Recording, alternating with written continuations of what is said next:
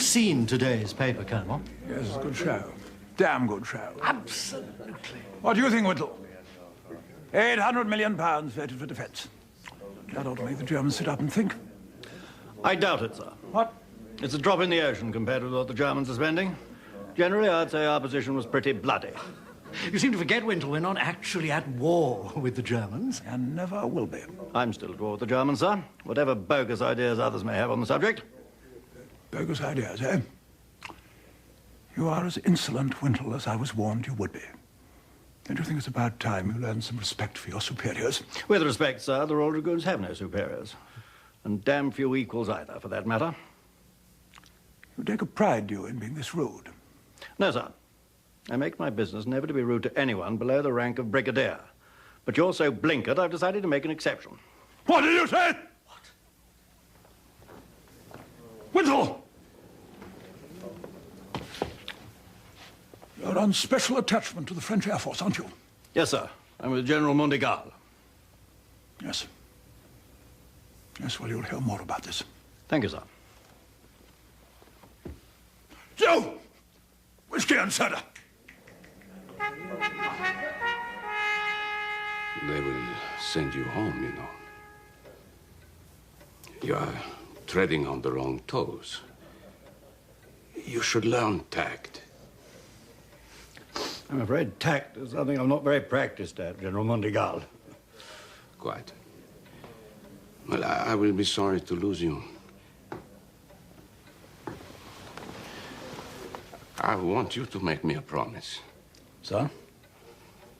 The Germans are on their way. Why does nobody else see it? There is going to be a catastrophe. France will fall. You know just about every senior officer in the country.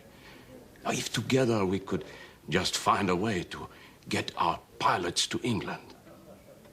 Well, somebody has to do something.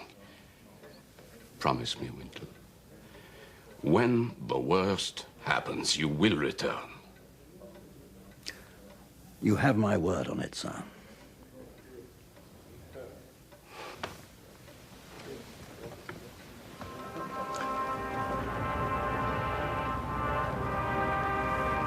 Mondigal was right, of course. When the storm finally broke, I was determined to stand by my word.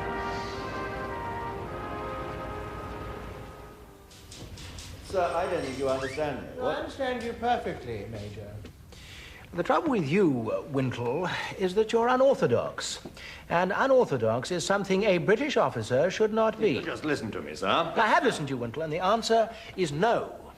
You made a bloody nuisance of yourself all around Whitehall, but this is the end of it. Do you understand me? Yes, sir. I understand you perfectly.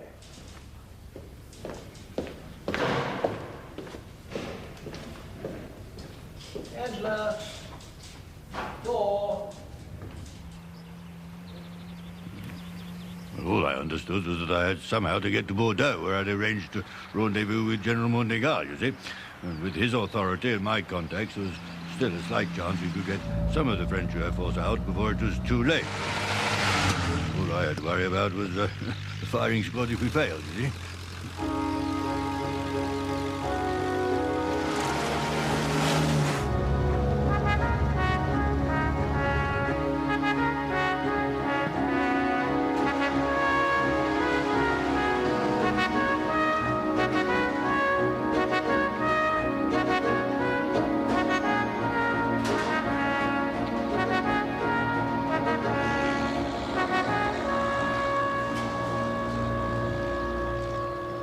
How soon can you prepare an airplane for takeoff?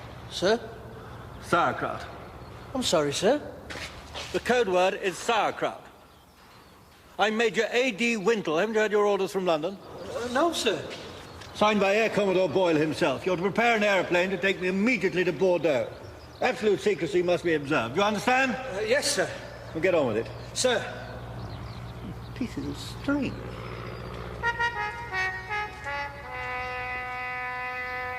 Yes, sir. Sauerkraut, sir. I believe it's a sort of German cabbage, sir. Yes, sir. Okay, hurry up!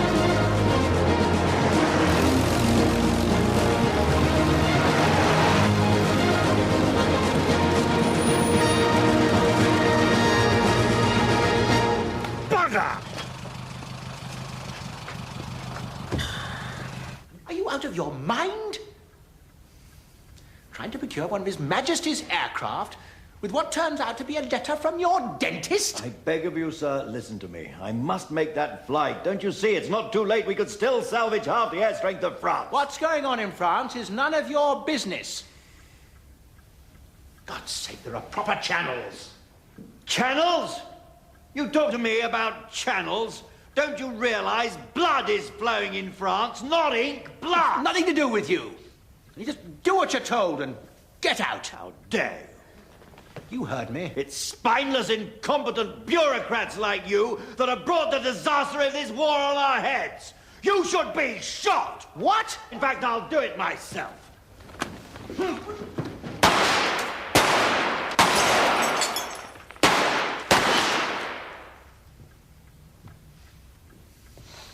Bugger. Missed. You were one of the last people to be locked up in the Tower of London, I believe. Yes, that's right. Well, if you're going to go to prison, the Tower's the place. Had some wonderful dinner parties there, at my own expense, of course. A particularly good duck in aspic, I recall. I was almost sorry when the time came for my court-martial. Major Wintle, you are charged with threatening a senior officer. This is a very serious offense. How do you plead? Not guilty, sir. You deny the incident took place? No, sir. But I deny that Air Commodore Boyle is my superior officer, or indeed anyone else's. Furthermore, I refuse to apologize for my actions. Had I been allowed to complete my mission, the French Air Force would not now be in enemy hands. As for Mr. Boyle, he is merely an inconsiderable civil servant, improperly dressed in His Majesty's uniform. I will, if it pleases the court, plead guilty to a charge of civil assault. I will also plead guilty to desiring to shoot a number of short-sighted senior officers and politicians who I'll now be very happy to name. No, Major, there's no need for that. I have to say that civil assault is an entirely different kettle of fish. I'm not even sure it comes within my jurisdiction. He could have killed me. Well, he could. I was found guilty and sentenced to a severe reprimand. Which, of course, is no sentence at all. I don't know what happened to Boyle. I don't suppose the poor fellow ever quite got over it. Now, it was shortly after this that you were sent into occupied France. Yes, that's right. Well, it was quite a dangerous mission, actually. And what it was, I had to make contact with the underground and report on the condition of British POWs in France, you see. And for this purpose, I was disguised as a down-and-out French schoolteacher. Very shabby customer.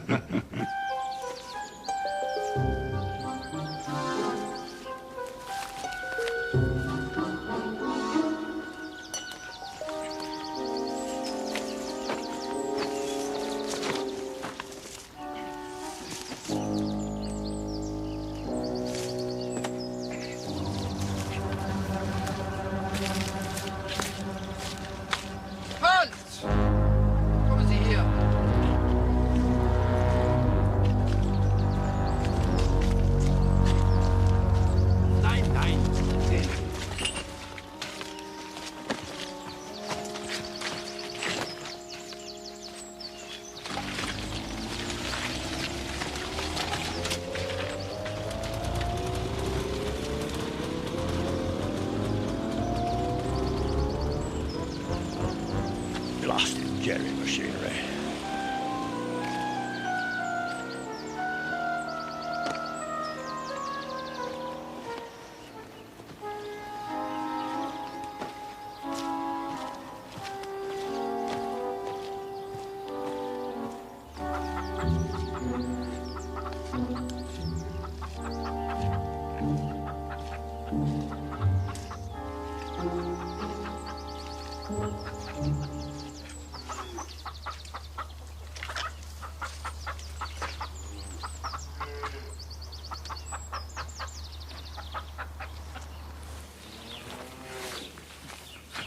Bonjour.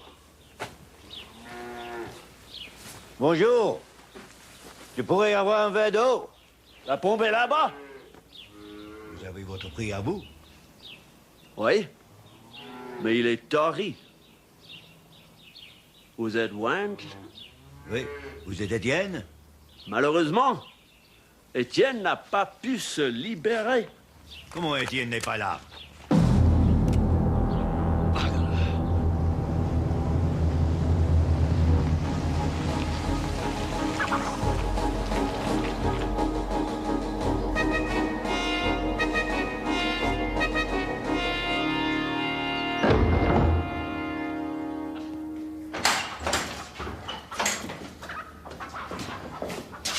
Allez, vite.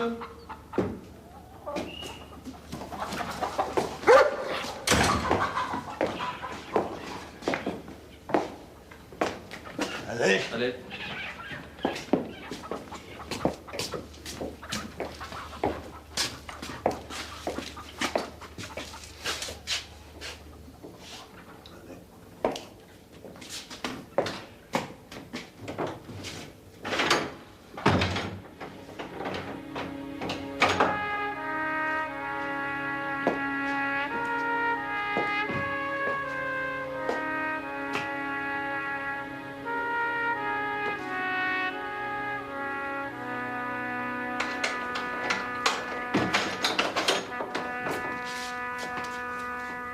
Please, sit down.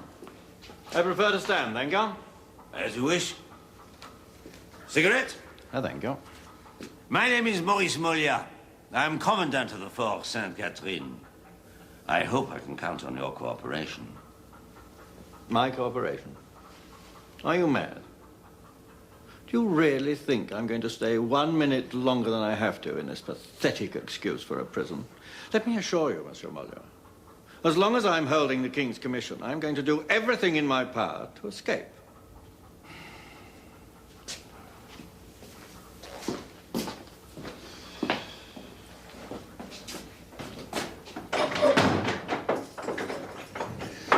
It took me 3 weeks. The lock on my cell door was antique, you see. It was Napoleonic. And I got out onto the roof and down onto the ground by means of a makeshift rope, all pretty straightforward stuff. But, the problem was getting out of the country. Don't forget, I was in the middle of Vichy France. Damn frog traitors everywhere. I was on the run for 5 days, you see. And I was getting pretty ripe. So I needed a bath, and I booked into a hotel. Not a good idea in retrospect.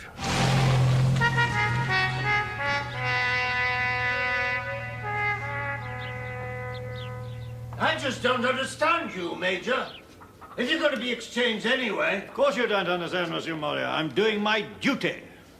Down! Just a moment. I wish to protest under the terms of the Geneva Convention. You wish to protest? What about? The state of this prison. Look at that guard. Shoddy uniform, unshaven, filthy boots. You're not much better yourself. Food all over your face. The whole place is a pigsty, not fit for a British officer. That is enough, monsieur. No, it's not. I'm formally announcing my intention to go on hunger strike until I have a cell and a guard, and for that matter, a commandant worthy of my rank and nation. If you don't eat, you'll die. Yes, that's very perceptive of you, Monsieur Molière. I will die. And what'll happen to your hostages then, you see? Maybe you should think about that. Left and sharp.